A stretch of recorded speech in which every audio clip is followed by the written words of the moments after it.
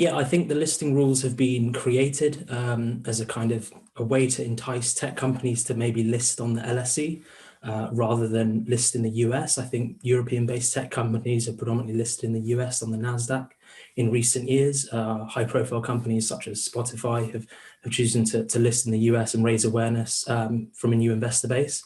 So I think these rules and the rule sets that have been created and the reforms in place are really there to entice VC-backed companies in Europe to try and look at the LSE and the LSE to kind of carve out a role post-Brexit as a stock exchange for these companies to potentially list and attract investors to their listing and their IPO. But anyone who's looked at transatlantic comparisons of broader London and European indices and stock markets compared with the US are confronted with one very, I think, undeniable fact, actually, that actually for the same company, it will always trade at a premium in the United States. And that is partly about the pools of liquidity, part about the appetite for risk as well. So regardless of the listing rules, European stocks will always trade at a discount to US stocks. I don't know, am I getting something wrong here, Nalin?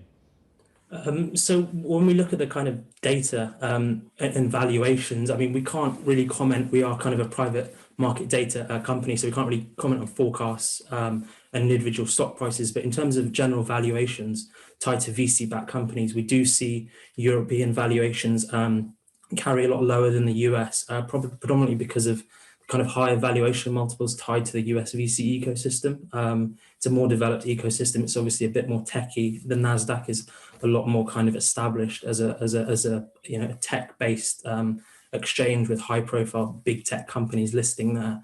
So we've definitely seen lower valuations in Europe, and that has meant that US investors have looked to Europe to target and acquire equity stakes in European-based companies, and that's actually helped the development of the ecosystem in Europe. Last year, we saw a record amount of deal value for European-based startups. So it's a lot of investments going into the European ecosystem, and we're seeing some of these exits occur now. So Deliveroo was an example of an exit of a hugely successful VC-backed company that was founded in 2013.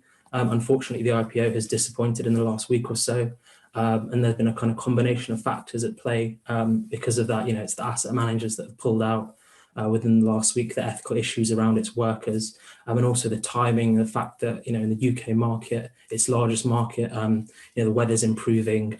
Boris Johnson announced, restrictions are going to be lifted in the next few weeks, and people may be looking to kind of get out a bit more, have a few more in-person interactions rather than, sitting at home, ordering food online and shopping online. They kind of want to get out and get in the sun.